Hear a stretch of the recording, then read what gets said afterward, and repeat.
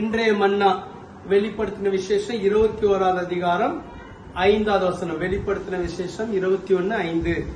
சிங்காசனத்தின் மேல் வீற்றிருந்தவர் இதோ நான் சகலத்தையும் புதிதாக்குகிறேன் என்றார். பின்னும் அவர், இந்த வசனங்கள் சத்தியமும் உண்மையுமானவைகள், இவைகளை எழுது என்றார். இந்த வார்த்தை சொல்லுகிறது, இதோ நான் சகலத்தையும் புதிதாக்குகிறேன் என்றார். கர்த்தர் இந்த அக்டோபர் மாதத்தில் கூட இந்த வார்த்தையை ஒரு வாக்குத்தத்த வசனமாய் கொடுக்க விரும்புகிறார். சகலத்தையும் புதிதாக்க வல்லமை உள்ள தேவன், சகலத்தையும் புதிதாக்குகிற தேவன் உங்களுடைய வாழ்க்கையில சகலத்தையும் புதிதாக்க விரும்புகிறார். நம்முடைய வாழ்க்கையை புதிதாக மாற்ற வல்லவராய் இருக்கிறார். வேதத்துல சொல்லப்பட்டிருக்கு, முந்தினவைகளை நினைக்க வேண்டாம், பூர்வமானவைகளை சிந்திக்க வேண்டாம், இதோ நான் புதிய காரியத்தை செய்கிறேன்.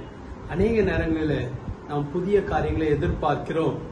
பழைய காலத்திலேயே, பழைய அனுபவங்களிலே, பழைய பிரச்சனைகளிலே இருக்கும்போது எனக்கு ஏதாவது ஒரு புதிதாக நடக்காதா, ஒரு புதிய நன்மை வராதா, ஒரு புதிய ஆசீர்வாதம் வராதா, என்னுடைய வாழ்க்கையை புதிதாய் மாறாதா, என் இருதயம் புதிதாய் மாறாதா என்று ஏக்கத்தோடு இருக்கிறோம்.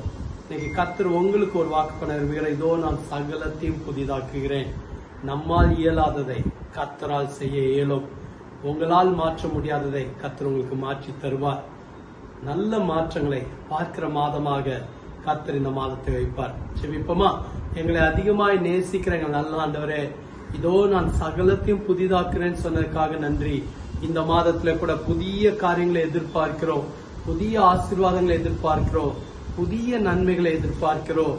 கர்த்தர் உம்முடைய பிள்ளைகளை ஆசீர்வதிப்பீராக. கர்த்தர் உம்முடைய பிள்ளைகளை பலப்படுத்துவீராக.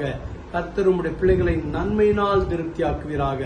நீர் ஆசீர்வதியும், நீர் வழி நடத்தும், பெருக பண்ணும், பெரிய காரியங்களை கர்த்தர் செய்வீராக. செய்ய போகிறதுக்காக நன்றி. இயேசுவின் மூலம் ஜெபிக்கிறோம் பிதாவே, ஆமென். ஆமென்.